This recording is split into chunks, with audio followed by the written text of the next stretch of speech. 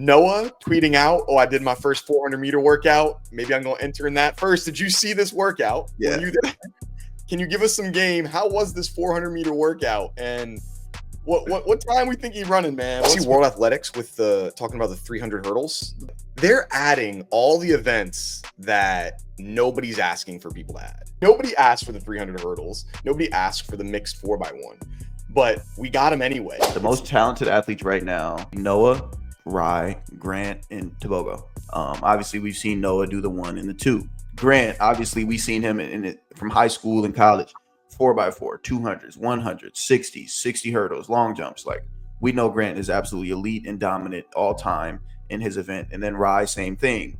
Tebogo, same thing. We see Tebogo break the world record in the 300, split 43, damn near 43-0 on relays, win Olympic championships in the 200. Like, obviously, his range is incredible. Welcome back. Another episode, Track World News Podcast. I'm your host, Colin Waitsman, here with our esteemed co-host, Mr. Noah Williams. Noah, how you doing today, brother? Hey, man, blessed and highly favored, bro. We in the outdoor season, man. A lot of good energy, a lot of good vibes going on, man. I'm feeling good, brother. How about yourself?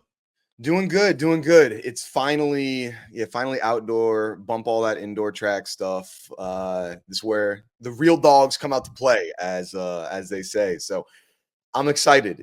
We started off, I think, with a pretty good weekend, and then we've got a couple good weekends of track coming up too, with Grand Slam, college stuff, whole bunch of big meets that are coming up. So overall, excited, looking forward to it. But let's get into this stuff. Where did you want to start?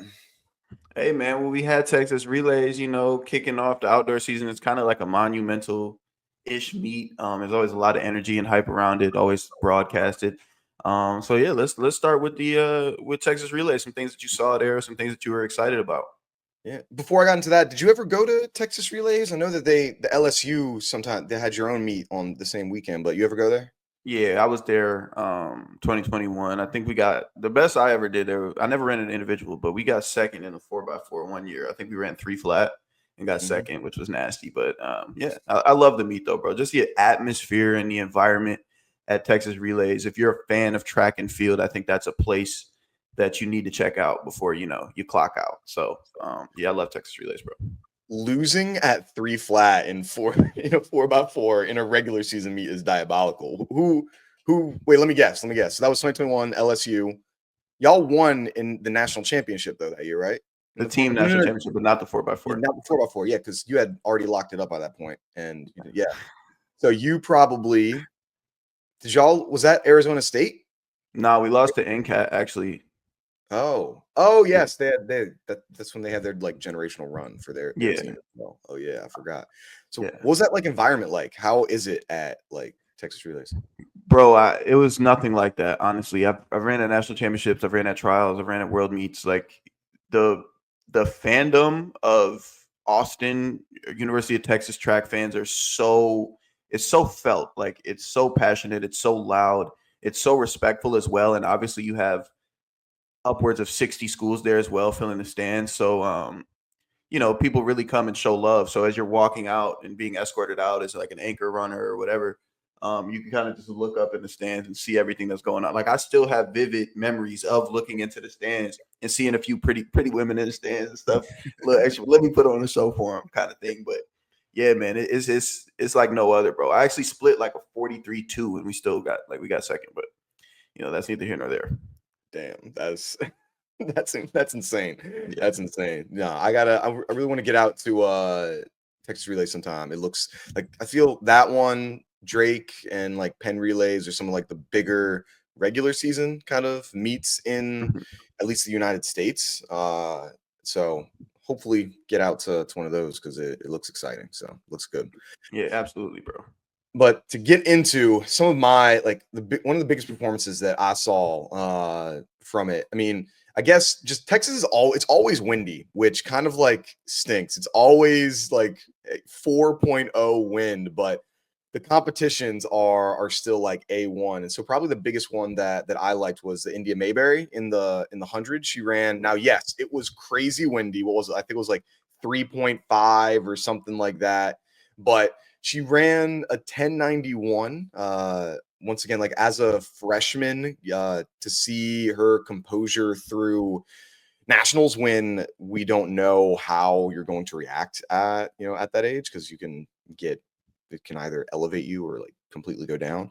That was impressive for me to see her come back with another win. I'm trying to see, I can't remember exactly who was in that field, but there were definitely, oh yeah, there was, and that's the 4x1. She also like anchored them to their win in the 4x1 at like 42.87. So she was doing it all. No, that was, I think that was probably one of the more impressive ones that I saw there. Yeah, absolutely, bro. Shout out to India. For me, I was kind of paying attention to the pros that were there. Obviously, we had Elijah Hall running his first ever 19, which I didn't know that was his first ever 19. He was one of the guys that I used to look up to when he was at U of H, but super cool to see him competing and doing well. I think he switched coaches, so that's obviously boding well for him. Jenna Prandini, Anavia Battle ran well. We saw Masai in 100. Like, it was really good to see a lot of these super big name pros competing at this meet, and it's a good opportunity for fans to watch them in a more like personal way. You know, it's not as serious, it's not as dramatic, but you get to see them operate in a meet like that. So that was something that really stuck with me. Yeah, no, it was a lot of, like you said, a lot of those big names that typically you don't see this earlier in the season. There's one common thread which we'll get into later as to why all of these people seem to be doing this. But I was surprised first with Elijah Hall, that being his first sub 20, because doesn't he have the indoor like world record in the 200? Mm-hmm. So Yeah. like that's crazy to me. How are you like the world record holder indoors in the 200? Now, obviously, like college is only or mostly only college kids are running the indoor 200 because pros don't really do it. But to see like this at this point in the career, like I feel like that's nuts for him. I was super surprised to see that stat.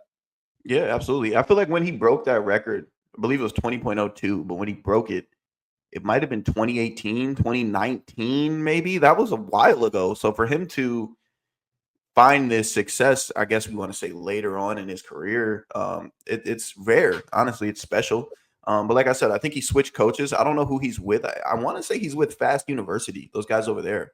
Okay. I think I've seen him doing some stuff with them, but correct me if I'm wrong. But yeah, man, it's cool to see that resurgence of him because he was a superstar athlete at the University of Houston.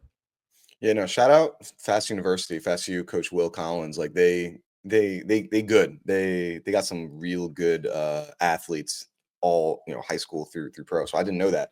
Yeah. No, yeah, he's it's nice to see his like second wind here because yeah, he came out the gates hot out of college out of Houston. And then obviously we know, I'm sure, the tragedy that Houston encountered with Burrell. I'm sure that was one that weighed on him a lot, and so I'm sure like they were like best friends. Like you didn't think of Burrell without thinking of Hall and vice versa, and so I'm sure that probably played a lot in the mental factor. And track is a mental game, so to see him kind of have this resurgence is nice. I think he had a pretty good 2022 season, I think it was. But hopefully, I mean, he can be a competitor on that team. I mean, the 100 is just so damn deep this year, bro. Like it's going to be so maybe getting into that 2. I mean, 2 is pretty deep. No, I guess it's not as deep, but for this being your first time under 20 that's going to be that's a tall order, so we'll have to see. Yeah, absolutely. So when it came to this meet, like obviously it's still March, it's still really early. Were any statements made at this meet, at this Texas Relays meet, do you think? I would say there was like a team statement, if that makes sense. Arkansas's women's 4x4 when they Hmm. beat everyone by 4 seconds. Yeah. Like that's crazy. Like now I get that you're not always like not every person's putting out their A team and everything like that, but like beating another Division 1 university by 4 seconds in a 4x4 is ridiculous. Yeah. Like I'd say that was a pretty big statement win of like them like who did they win the national championship in the 4x4 for the women? I That's a can't good remember. question, bro. I don't actually remember who won the women's indoors 4x4. I would assume it would be Arkansas, but what I saw about with that 4x4, they didn't put Whitaker on it. She didn't run. Oh, yeah, I guess it makes sense. I mean, she has probably put in a ton of mileage. Maybe they just want to give her legs a little bit of break. So yeah, they probably won by 5 seconds if they're putting Whitaker, which is like, bro, they halfway down, they still 50 meters behind you, and you win in this race. Like that's diabolical. That's Yeah, diabolical. Uh, absolutely, bro. Testament to the coaching over there, Coach mhm. Johnson, and everything they're doing, bro. But yeah, I would actually kind of piggyback off of that. Like Arkansas women are probably a little bit upset they didn't get that the three-peat indoors for the women. So I'm sure they got a little bit of extra motivation headed outdoors. And Kaylin Brown was an athlete that I was speaking on in the indoor season. Maybe she was hurt, or maybe she just wasn't all the way in rhythm. Obviously, we've seen what she was able to do as a freshman was incredible. So now, with her getting her legs back under her, seeing what she could do this outdoor season, I'm really really excited for that. Yeah, I think that Arkansas is looking at this outdoor championship and seeing that they really have a good opening because Oregon obviously doesn't have Mays indoors anymore. So Yeah, it's you're losing that person that scored you 16 points. And in outdoors, there's more events that are competing. And we know Arkansas's depth that they have across the distance events and all of that. So I think they're going to probably be the favorites of getting this outdoor NCAA title, just given the depth that they have and the fact that Oregon is missing their number one competitor right now. So that's gonna be tough. yeah, absolutely. And you know what's crazy about Arkansas? Like, you know how in women's basketball, college basketball, they have to stay 4 years, like exhaust all the eligibility before they can leave. I'm pretty sure Britton Wilson would still have an outdoor season of eligibility. Yeah, So imagine if Britton Wilson was still a part of that roster, would be just absurd, bro. Unfair. that 4x4, they would have won by like 20 seconds if they if they ran that 4x4 today. Bro, she was crazy. I'm excited to see her get back on the track because she missed like all of last year with injury. There's a lot of like top athletes that we missed with injury. Obviously, yourself, Britton, Abby Steiner. I know that she ran, but she ain't, she wasn't Yeah, she was still competing at dealing the with some stuff. top level like the way that we know that she can. So yeah, like there was a lot of people that I'm looking forward to for this outdoor season. Britain being a big one that I had forgotten for a little bit. I was like, oh no, yeah, no, she dominated in what was that 2022 when Yeah. she broke all them records. Oh yeah, no, that's gonna be dangerous. Well, were there any other statements that you saw from Texas Relays here? A Navy battle in 100. She won 100. I don't remember what she ran. Might have been 11-1, 11-17, maybe around there in that Yeah, ballpark. Let me not go too far. Let me just look so the comment section doesn't get on my ass again. yeah, they love doing it. Um, If you don't get it exactly right, that's gonna be okay, 11-01 with a 3.9 win. Messiah Russell 11-16. We don't often highlight or consider a Navy battle to be a heavy hitter, and I don't really know why. I mean, she made the Olympic team in 2021 in 200, but she's always been one of my favorite sprinters in the women's field, just based on her running style, her turnover rate. Like she runs very gracefully. So for her to open with that, she's back training in Ohio. I think that was really really big for her, and I'm really looking forward to seeing what she can put together this outdoor season because think people just easily overlook her. So I think that said something to me, that 11-01 for her. yeah. I think that a lot of people overlook her because of she's not as boisterous on like social media and Mhm. outgo. And I also think it plays a bit of like where you went to school. Like Ohio State isn't known as a sprinting school, and Yeah. so like when you have people like where it's a Britton Wilson because we were just talking about her going to Arkansas. Well, I guess that she was Texas Tech then Arkansas. That's a big sprinting school, so you're in the limelight a lot more. If you go to LSU, like you're in the limelight a lot more. You have these big social media things versus like who's watching. Oh, you're not watching Ohio State like running the 100. Ain't nobody turn like when people are watching. If people are going to turn on a conference championship, you're watching the SEC conference championship. Like you ain't gonna be turned. Well, maybe now that USC is there, you might want to turn in and watch Big Ten, but like ain't nobody doing that. So Yeah. that's probably why. Absolutely, bro. So maybe she could put on for the Northerners. I'm pretty sure she's from Michigan. Maybe she could put on for the Northerners, make them look good this year. There you go. Yeah, give us the northern schools a little bit of love, man. That's what we need a little bit of that. So that'd be good. Yeah, I think Yeah, those are some of the big performances from Texas relays. There were some other kind of interesting developments. We didn't bring this up before the episode. I totally forgot. You see World Athletics with the talking about the 300 hurdles that they're bringing in this year. That was really interesting to me. It kind of threw me off. I would never expect that to be a real thing, but it is. So I don't know how to feel about it yet. What are you thinking, bro?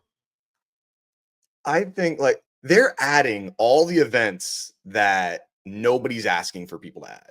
Like nobody asked for the 300 hurdles. Nobody asked for the mixed 4x1, but we got them anyway. It's like they're not paying attention to the fans on purpose. Like people want the shuttle relays, the 4x8, the 4x2. Like those are the events that people are looking for, not the 300-meter hurdles. I don't know. Like it's not something that I think people are looking for. So all right, I guess, like, good stuff, but it's like it's pretty much the exact same thing as the 400 hurdles. So are you gonna then just get rid of that? Or is this now gonna open up where you can now have maybe some more 400 guys? Like, I mean, shoot, would you do you think you would ever do the 300 hurdles if it became an official Olympic event? You think you would ever say like, "Hey, let me try this out?" Nah, bro, I'm cool. I like where I'm at in the 400. Like now, maybe if they did an open 300, that would make more sense to Okay. me because now you get an opportunity to see between the 200 guys and the 400 guys. That's like a story that people could follow. But I don't really see much in very enticing things. Maybe they're like, you know what, Grant Holloway, you're so dominant in the 110s and the 60. We're going to create this 300 hurdle for you to entertain us now. Maybe that's what it is. I don't know. Yeah, I think they were trying to find one of like, all right, we need to see Rai and Grant race each other. So let's just build an event so that we can watch that happen. Now, who do you have your money on if it was a 300-meter hurdles between Rai and Grant? Rye. I Like got Rye in that event. Yeah. Rai? Yeah. I don't like I think right now, yes, Rai, but I bet you if they both like train for this like through till next year, I don't know, man. I find it hard. Well, I mean, it's hard to go against either of those two, but um no, yeah, you're probably right. Like it's probably it's probably Grant. And it's Yeah. probably Rye. It's probably Rye. So I think it's interesting with Rye. I think he does get, credit and I think he does get respected, but I've been maybe because I'm from New York and I've been kind of competing around him or against him for so long, but I think Rye is probably 3 or 4 most talented athletes in the sport, top 3 or top 4. I wouldn't really go put him down further past that list. I mean, we've seen him run 19. He splits 43 all the time. We've seen him run 10-0. Obviously number 2 all time in the hurdles. And that world record could potentially go down this year. So like, I don't know. I think there's a little bit of like underdog or like overlookedness with Rye. Maybe I'm wrong. Maybe the comment section will tell me otherwise, but I don't know. I think Rye is really special, and I don't think we're necessarily I don't want to say awarding him or just recognizing him as being that elite as he is. yeah, I think I'd agree with where you're at before the Olympics. I think before the Olympics that Rye was definitely extraordinarily overlooked. People weren't seeing him as the contender that he was because he had fallen short so many times compared Mhm. to and the time that he did win was when like the field was not completely flushed out. Warholm was injured or people weren't competing, whatever it may be. And so this now, like once he won that Olympics, and was like, hey, there's no excuses. Everyone was at the top of their game, and he got the dub. I feel like I'm starting to see a little bit more respect given to him right now. I mean, I've been a Rye supporter since day one. I don't think I've ever not picked him to win a race, but yeah, like but top 3, top 4, like most talented athletes right now in the sport. Who else would you have like in that conversation right now of Yeah. top athletes? As far as like, I'll just use sprints, like all sprinters or hurdlers, because as you go into distance, it gets a little funky. I would say the most talented athletes right now, if I had to name 4, would be Noah, um, Rye, Grant, and Tebogo. Those are probably off the top of my head would be the most talented guys I could think of at the moment. And when you're saying most talented athletes, what goes into that? Are you just saying they have the most range, or what are you saying for that? Yeah, there's a little bit of everything. Obviously, guys who can do range, who can run a 2, who can run a 1, who can run a 4, who can run a 4x4, but who can also dominate at their event, put up historic times at their event, and do it convincingly, win consistently. Obviously, we've seen Noah do the 1 and the 2. All that 4x4 nonsense, I'm not buying it. Grant, obviously, we seen him in it from high school and college.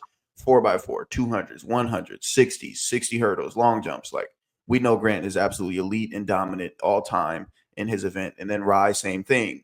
Tebogo, same thing. We see Tebogo break the world record in the 300, split 43, damn near 43-0 on relays, win Olympic championships in the 200. Like, obviously, his range is incredible, um, and his talent is special. But it's a GOAT when it comes to range and talent that nobody, in my opinion, tops, and that's Wade Van Niekerk, bro. Wade is at the top of the mountain when it comes to shit like that.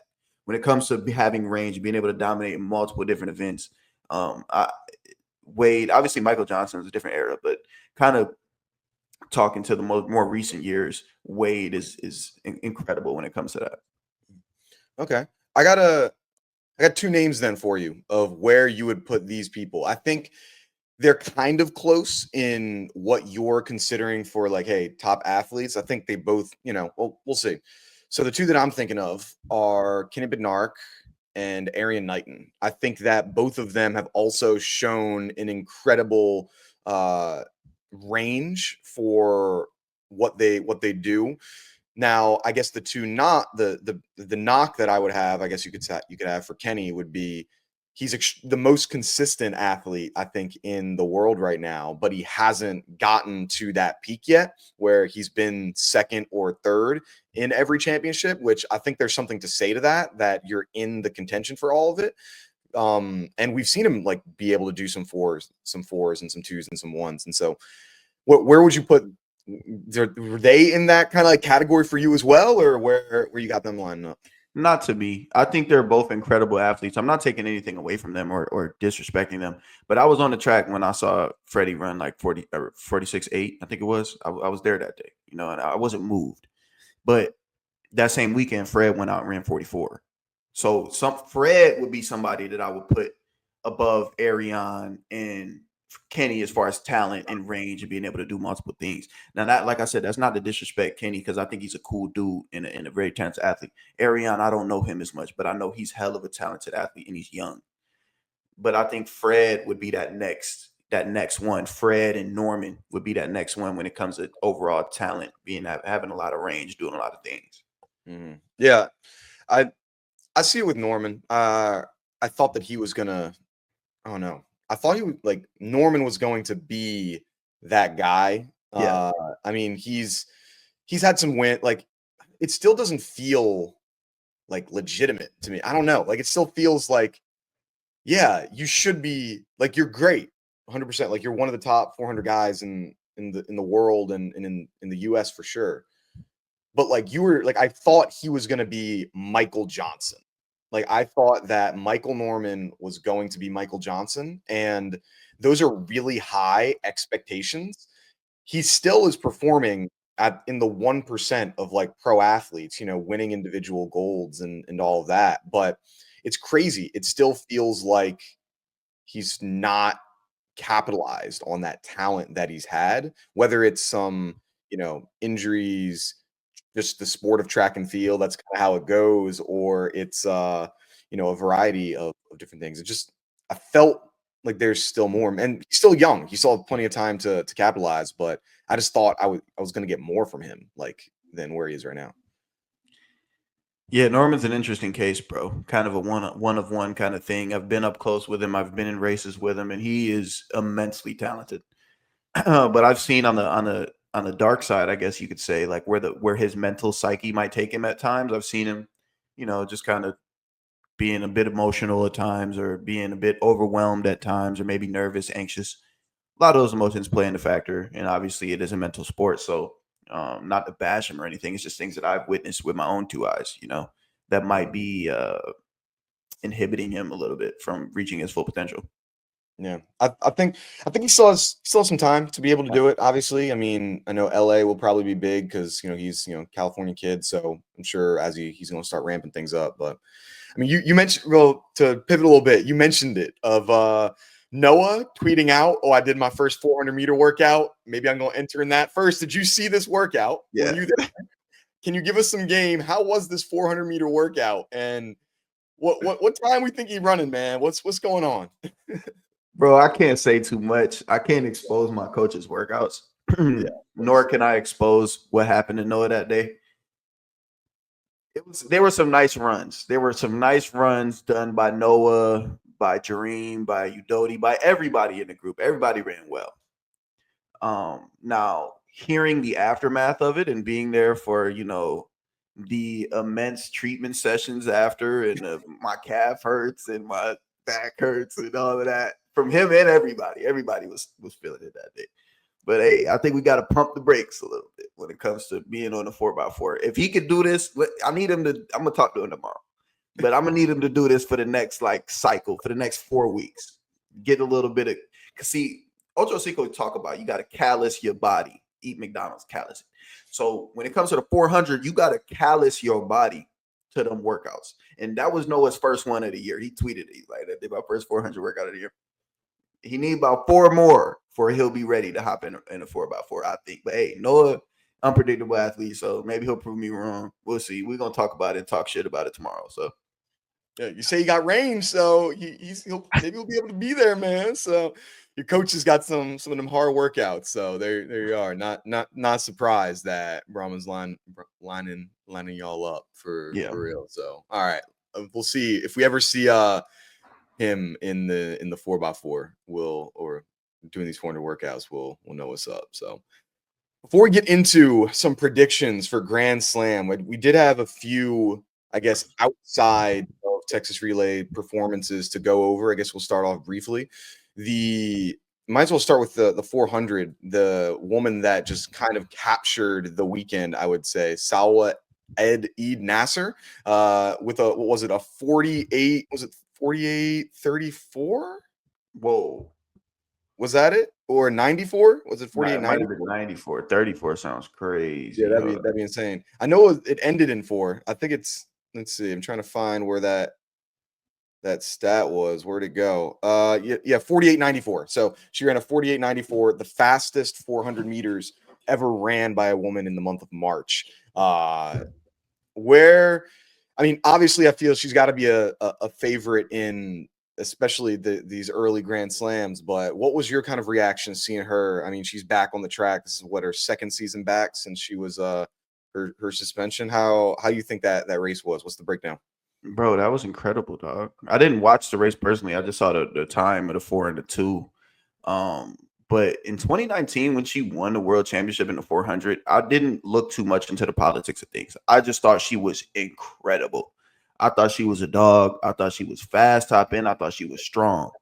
And then obviously all the testing stuff came out or whatever. And then she came back last year, knocking heads off, performing well, and staying down. Like every time she got interviewed and pressed, I'm sure you've seen some of her press conferences. Like she kind of got to a point where she got a little bit fed up, and she was like, "Yo, like look, like I'm here to compete and I can do my thing." And I just really respected that interview from her. So allegations aside, whatever she did aside, I don't know if she's still doing that stuff now. I don't know.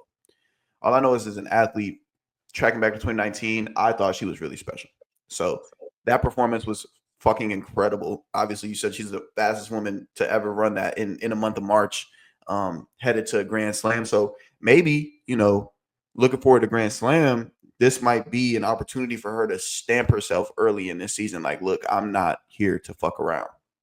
Yeah. No, it was that was a big one for her. I was kind of surprised. She had a good season last year, Yeah. but like not nearly where I thought. And I mean, she's going into this 400 against, I mean, Paulino, who hasn't lost a 400 in God knows how long. She has been the woman in this, I guess, era of the 400 meters.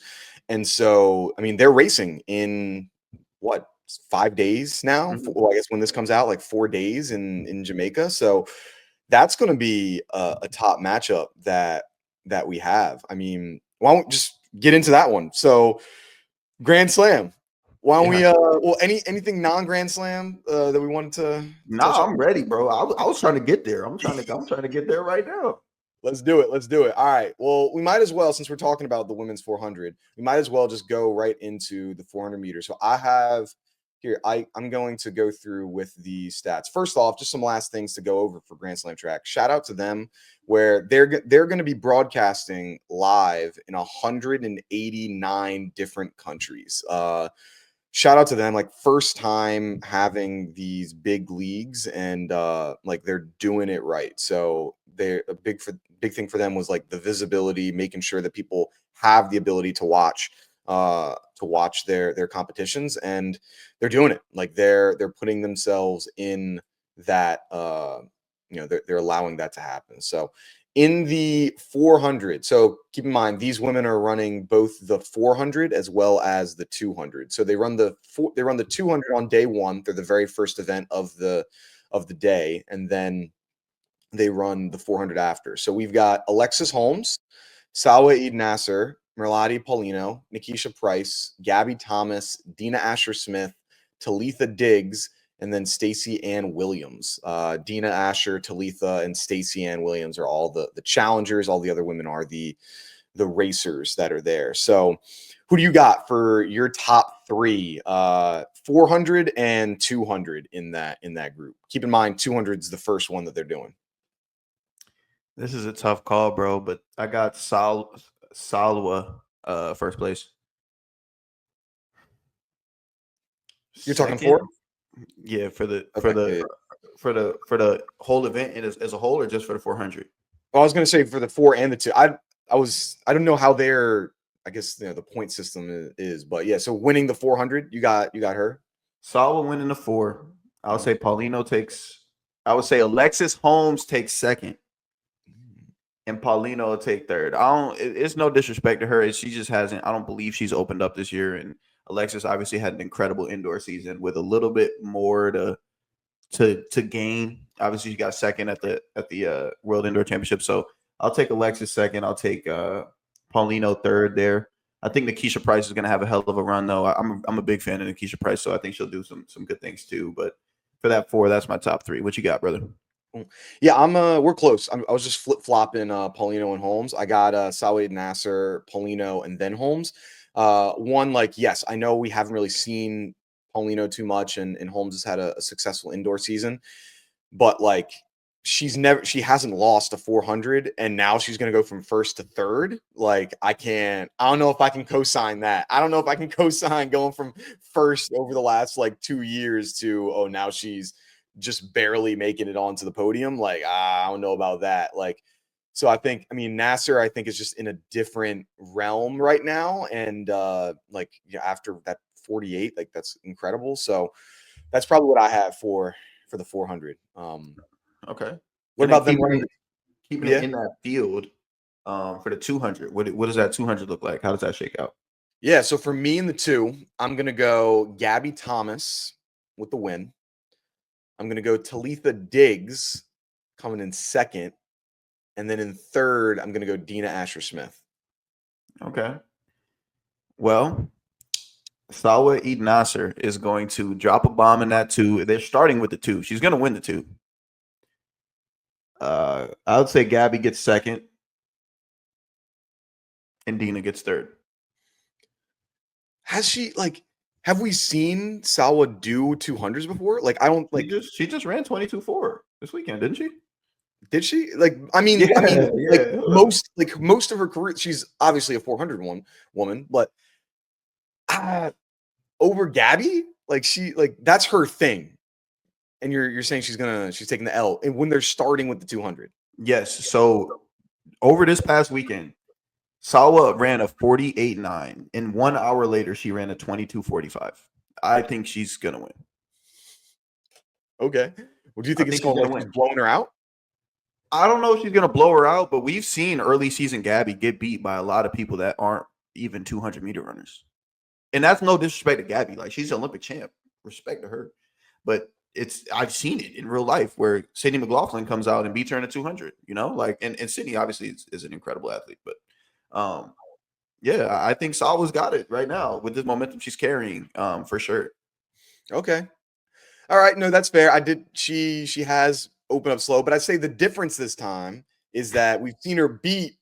We've seen her get beat early season, but she hasn't had a reason to care about early season races. So it's like we see you get beat. Yeah, but she's clearly not trying as much. I don't know. I find it hard to not pick Gabby Thomas to win a 200 meters when with 100 bands on the line. I don't know. That's just me. But I feel it, bro. Hey, that's a safe bet for sure. Like I said, I got to take a second, but I think I think Nasser. Let me not mispronounce her name. I think she's got a lot to prove, and I could see this being the story of the season. I see. And then I mean, I guess because the big difference that I had compared to you was Talitha Diggs. I'm a huge Talitha Diggs fan. Obviously from PA. We both ran similar stuff. I think she's got some real good speed too. I think she comes from a long range of a track family, and she's got I think some of the 400-meter runners. Some of the best foot speed amongst 400-meter runners because she started off as that 100 200 woman, and so I think she's going to be able to put something down on the track too. She ran at Texas Relays. I can't remember exactly what it was, but I think she did fairly well. I think maybe a couple relays, like 4x2. I think she ran the 4x2. So I think she'll be like the shocker of like the first challenger to get in that realm. So I'll be looking forward to that one. For sure. Are you gonna be placing any bets on this meet? We can bet on these. So I don't know if you were planning on it or not. Oh, if I'm able to, I'm going to. I was looking on DraftKings. I didn't see it yet, but I'm gonna keep refreshing. So if I can, oh yes, 100%. And I'm like terrible at betting on track and field. Like a lot of my friends would be like, "Oh, like you're like that's probably your best sport." No, I think like I overlook it. I am god awful at betting on track and field. So if you don't follow my bets, you might actually do well. So y'all listen to me. Y'all know if y'all been watching this podcast since I joined the show and done my predictions, that podium looked pretty close to how that podium ended up being. I'm just saying, and I've been getting hate for it. Like, oh no, you hate me, you don't know what you're talking about. 6 weeks later, boom. And then they'd be silent when it's time to talk about the results. It'd be like, oh, where were you when it was when you were talking all that craziness? So no, I see you. So it's crazy. Look at Noah's results, not mine. All right, let's take a look at, I guess, the men's 400, 200. So once again, they're all doing this. They're doing it flip-flop. So they're starting with the 400 on day one, and then day two, they're going to the two. So we have Quincy Hall, Matthew Hudson Smith, Jareem Richards, Muzala Samkonga, Vernon Norwood, Busang, Colin Kips. Oh man, Yeah. he ran the 400 a couple days ago. He did well, or yesterday. DeAndre Watkins and then Christopher Bailey. You're the 400 dude here. What do you got? First place is Matthew Hudson Smith. You can hear me okay? Yeah, I can hear you. Right, cool. I'm just a little surprised, but all right. Matthew Hudson Smith. First place, I got Matthew Hudson Smith. Second place, I got Busang. And third place, I got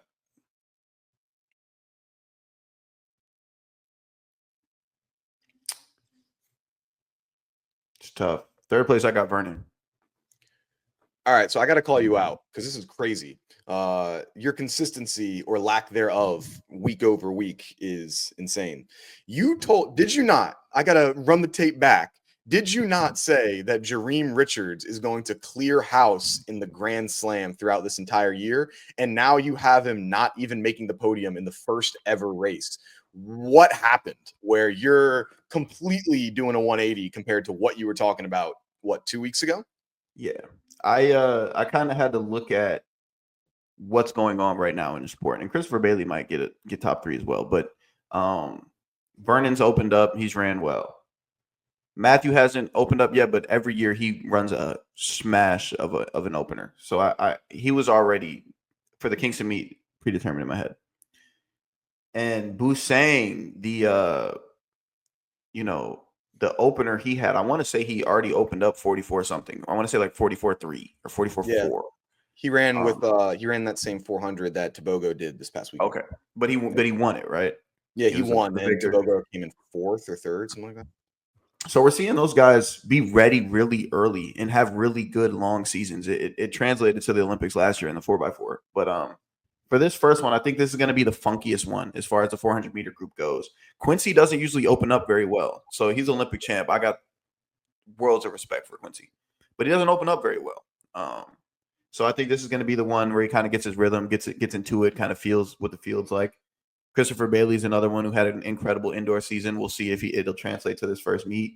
And Jareem, he hasn't ran yet.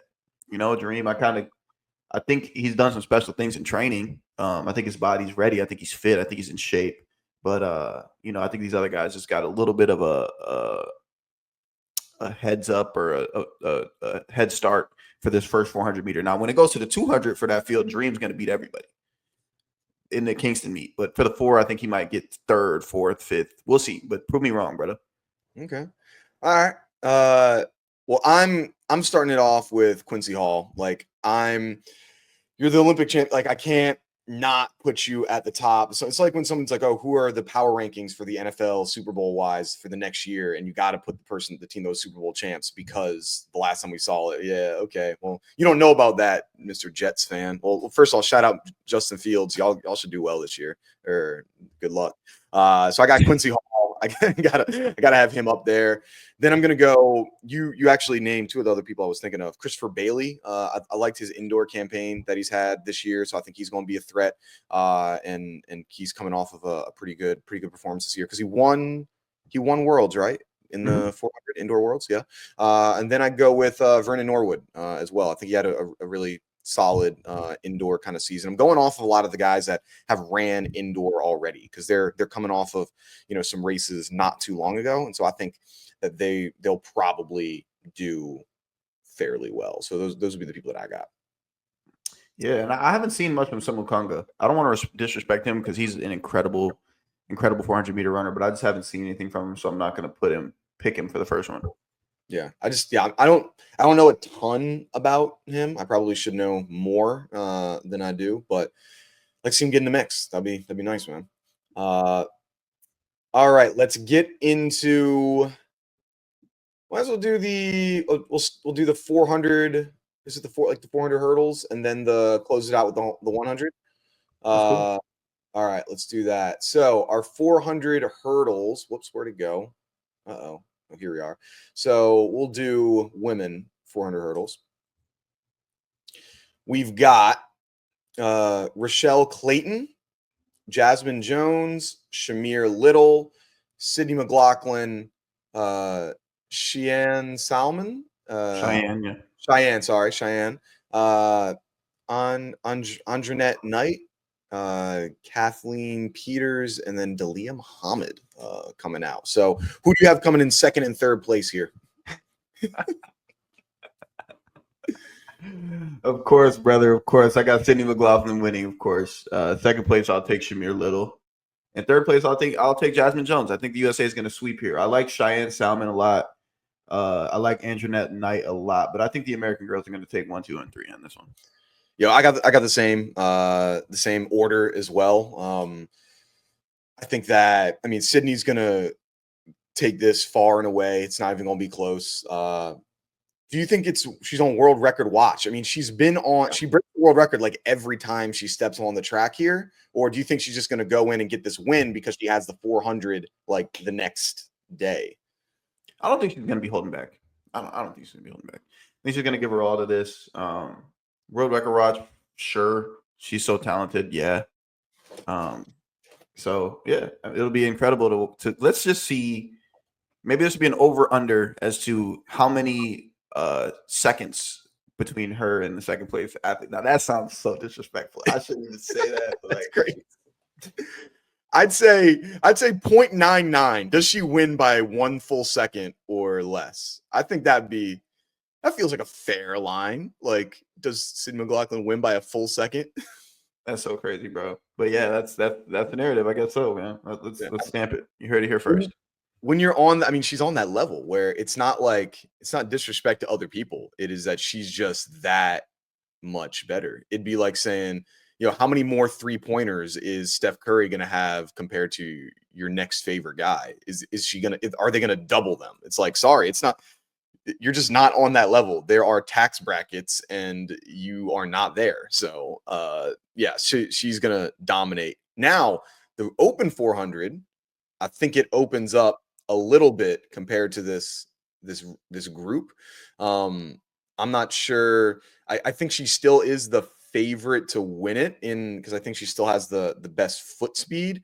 But I would go with you know what? I'm gonna do a little change. I think Shamir Little will win in the Open Four. We've seen her do some what at USA. She tried doing like both, right? And so she's gotten she has the experience of trying to do both. And I think she's probably ran the most amount of 400s compared to all of these women. And then I'll go Sydney, and then I'd go Jasmine Jones. I think it's gonna be the same podium, just flip flopping 1 and 2. Okay. I'll take for the 4 open. I'll take Sydney first, Shamir second, Antoinette Knight third. Okay. Yep. Night third. Okay, so Yeah. she Yeah, for got the open better. 4. Okay. I respect that. I respect that. Uh all right. Where is the men? Okay, here, men 400 hurdles. I think this is going to be one of the deepest groups. I think this is a really good one. So we have Rashawn Clark, Caleb Dean, Allison DeSantos, Clement, what Ducos. Ducos, yeah, Malik James King, Chris Robinson, Trevor Bassett, and CJ Allen. I think there's a lot of good depth in here. Like they really did get almost the 8 best pro runners right now. So who do you got in that top 3? I got Allison first, Caleb second, Roshan Clark third. Okay. Yeah. Run away, or you think it's gonna be close at all? I think Allison wins pretty comfortably. Caleb's gonna move from about 4th to 2nd on that last straightaway, and then Roshan's gonna probably go from like 2nd to 3rd at that point. Okay. Yeah, I've close, but a little different. I got Allison first, Caleb second, and then CJ Allen third. love CJ. Um, he has really strong regular seasons, and I think early on he does really well. So I think that he's been a very consistent runner over the course of his career that he'll be in that mix of one of those challengers that's going to be able to, potentially get this win in the 4 not the win. No, sorry, I'm lying there. Medal in the 400 hurdles.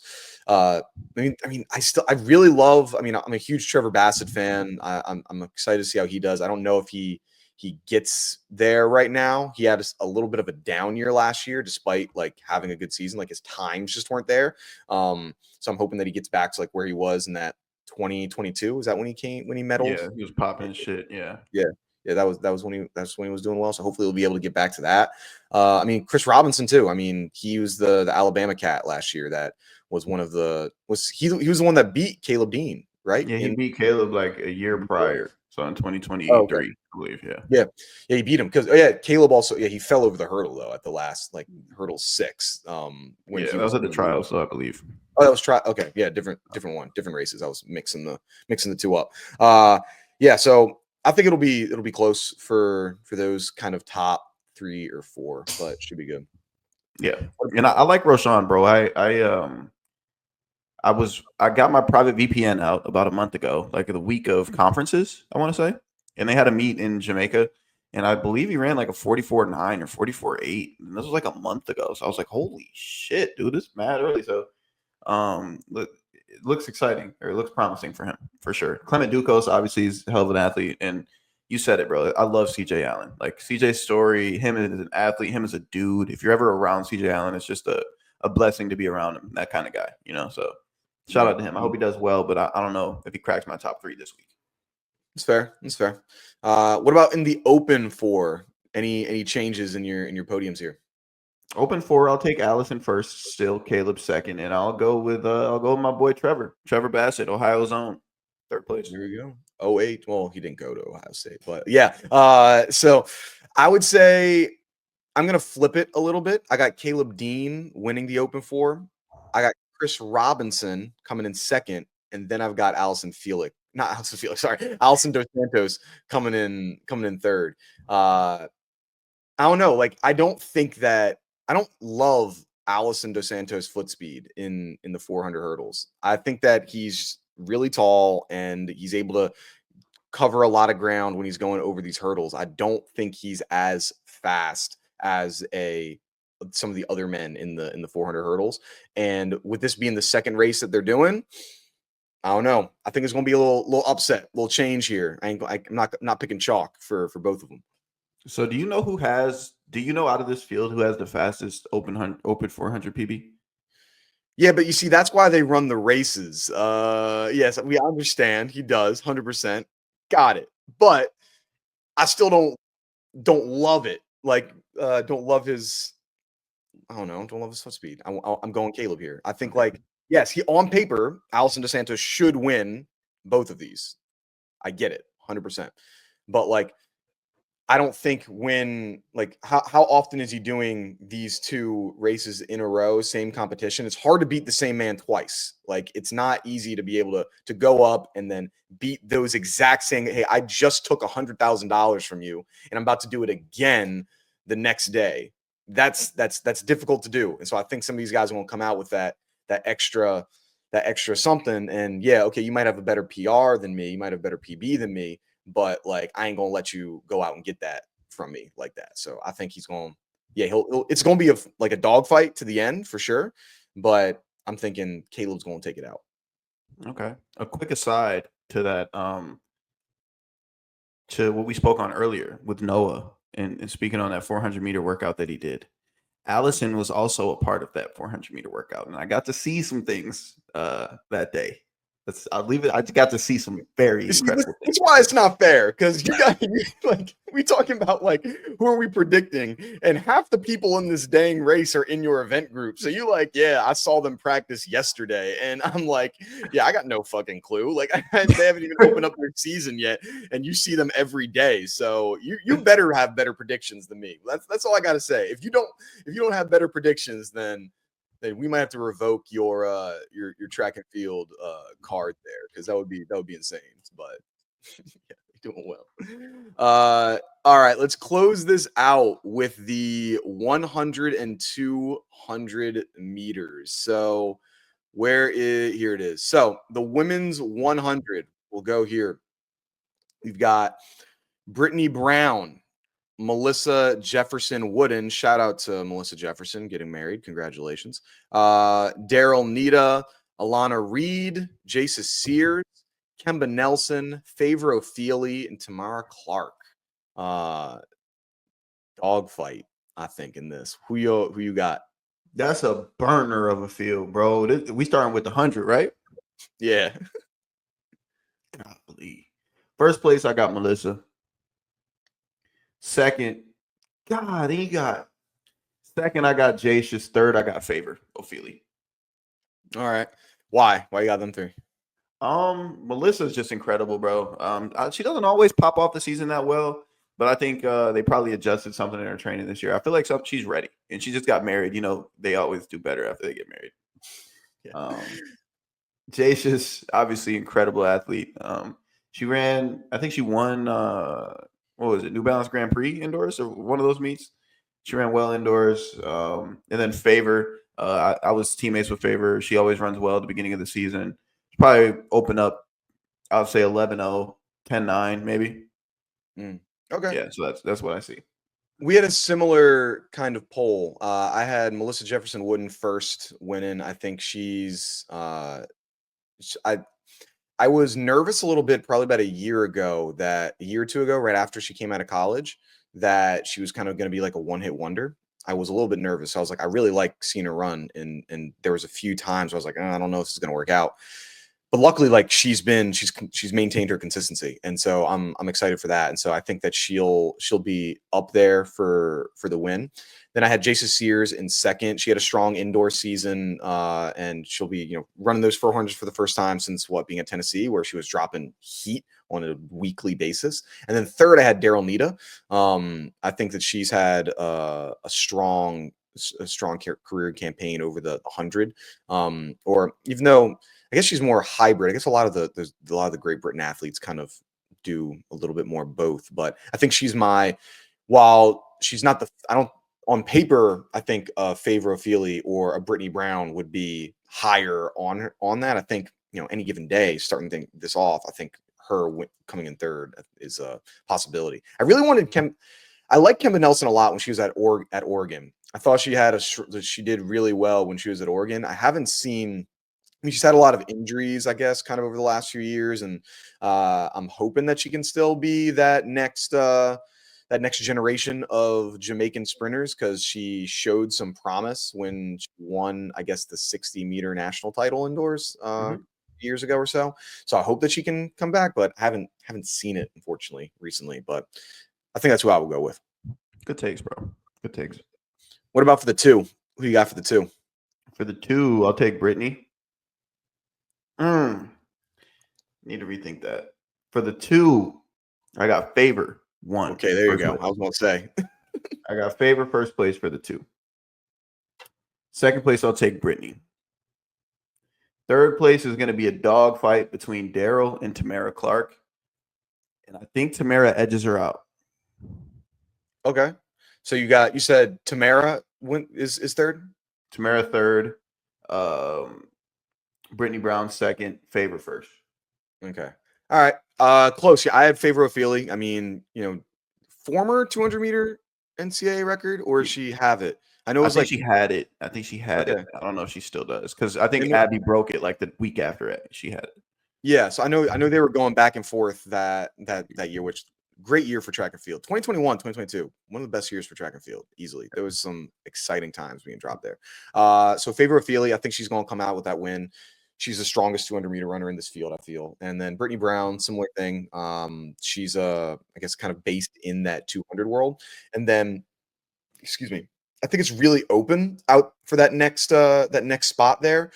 With, I mean, I guess Tamara Clark on paper, probably one of the top ones there. Jason Sears, just haven't seen you run anything recently over like those 100 meters, and you've had some injuries in the past, so I don't know how things are going to hold up for the very first race. But I'm gonna keep it up with Melissa Jefferson Wooden. I think, like, while she's definitely more of a 100-meter runner, I think that she'll be able to put together another good race. Hopefully at this point she would be coming off of that 100-meter win that will put her in that prime contention to run it back with a two, because I think the 200, they're doing that on day 3, so it's day 2 then day 3. So yeah, I think I got her coming top 3 there. Okay. And then out of that field, bro, the athlete that I'm most intrigued to watch in general is Daryl Nita. Like, I believe she got 4th in the 200, maybe 4th in the 100 or 5th in the 100. Last year, just missing the podium in both events. So she's obviously incredibly talented. So I'm excited to see what she does. She hasn't ran any meets yet this year, so I don't know. Mm-hmm. Is she in your training group too, or did she move to Florida? Okay, yeah, she's out here since like January. Okay, yeah, I knew somebody in Great Britain was down there. I couldn't remember who. All right, then the last one that we've got, the men's 100 and 200. So we've got Kenny B, Kung Fu Kenny, in here. Zarnell Hughes, Fred Curley, Oblique Seville, Akeem Blake, Joe Fon, and Courtney Lindsay. I think another really good field for both the 1 and the 2. This should be strong. Who you got winning in everything here for the men's 1 and 2? So for the 100, I got Akeem Blake first, I got Oblique Seville second, and I got Courtney Lindsay third. Whoa. I need to know why. There's some wow, you missing some favorites out there. There's a couple names I'm not hearing. I don't pick favorites. I pick who's gonna win. That's what I do. Look, Akeem and Oblique obviously are going to protect home soil. Nobody has more hometown pride than Jamaicans, and I think that's fair, and I respect the shit out of that. Akeem already opened up faster than all of these guys in the field. Oblique always opens up very, very well, very fast at the beginning of the year, every year. You could track back his last like 2-3 seasons. Fred, we seen him run at Texas Relays. We've seen him run at 10:29, just not quite there. Zarnell, I think he opened up like 10:14 or 10:19 or something like that. But Zarnell's really iffy to me. He kind of strikes me as a seller. And what I mean by seller, he kind of gets nervous. Kenny usually opens up well. But I think Courtney just has the edge over him right now, over 100 meters at this time of the year. We've seen Courtney run some incredible times early. So that's what I'm rocking with. And Joseph Fambale takes him some time. So when we get to the 200, I might adjust these things a little bit. Mm-hmm. Okay. Wow. So I can definitely understand Akeem Blake and Seville, but then Lindsay coming in third there, like over. Okay. I have Akeem Blake coming in first. Then I've got Kenny Bednarik coming in second, and then I got Oblique Seville in third.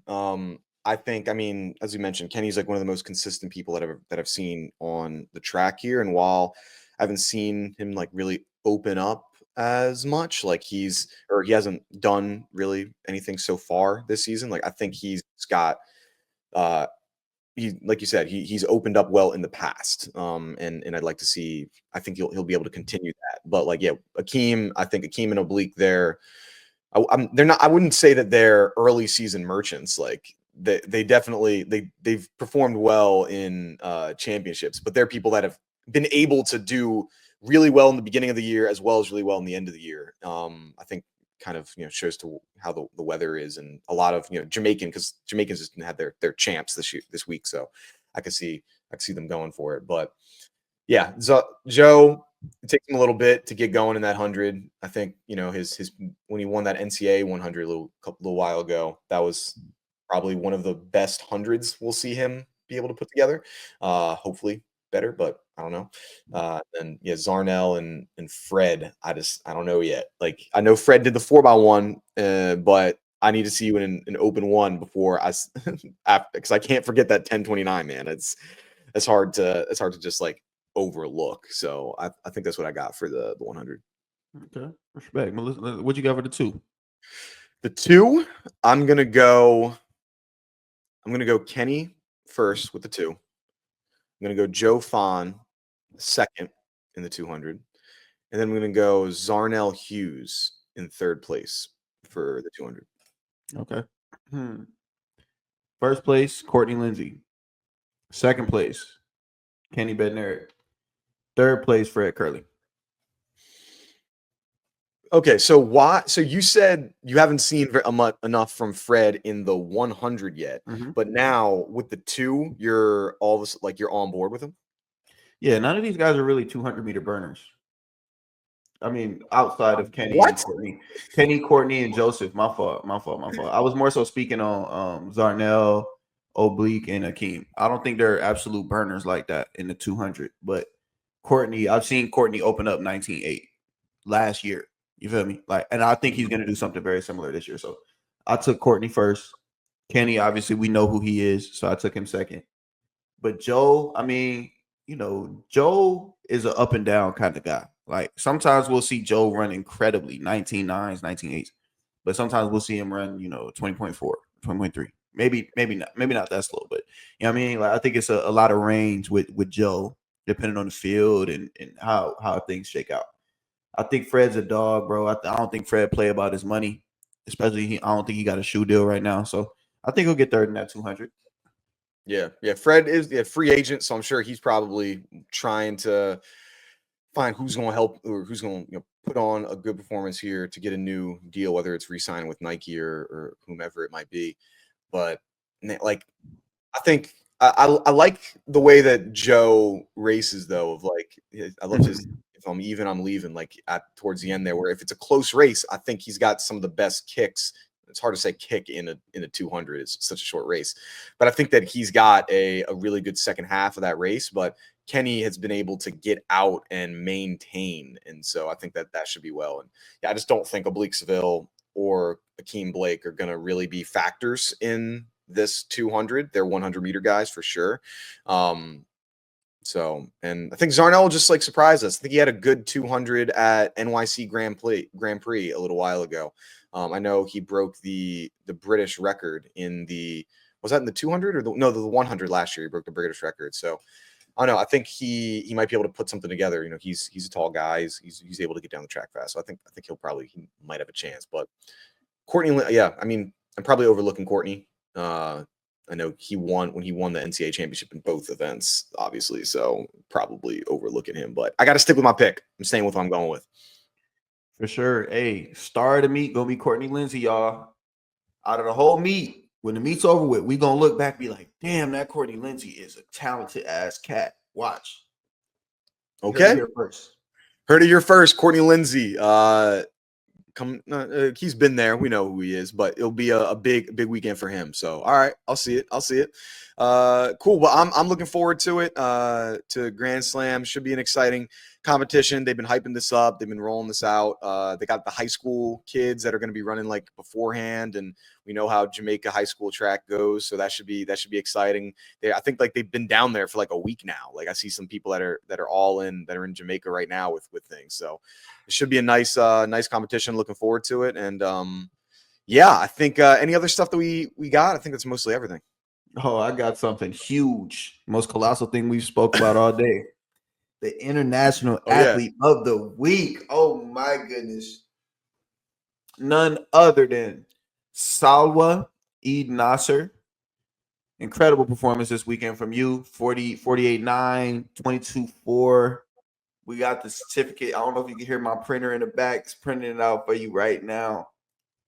We're going to get that shipped off to wherever it is that you want us to. You just got to message us, and we'll get that to you. Congrats. Hey, I'm really wishing for a great season for her, though, nonetheless. Like I said, tracking all the way back to 2019, I thought she was really special, despite the allegations. I'm riding for her. Make sure you pick up that certificate. It might also be in Arkansas. The last few of them have been mailed there, so you might just have to go and check out Fayetteville. Yeah, so last week's winner, Amber Anning, I sent it to Arkansas, but it had no return address back to me. So I think I got to send it over to the UK. I think she's still over there. That's in the UK. So we'll get it all sorted out. Everybody, you'll get your awards when you get them. If you see me beforehand, you get it. I'll print it out on spot. I got a little printer on my phone. Get it. There you go. Make sure you go get yourself some. So awesome. Another good episode. Thank you for everyone for watching and listening. It's been another episode of Track World News Podcast. Make sure to like, comment, subscribe, tell a friend to tell a friend. Have a good one. Peace. Peace, y'all.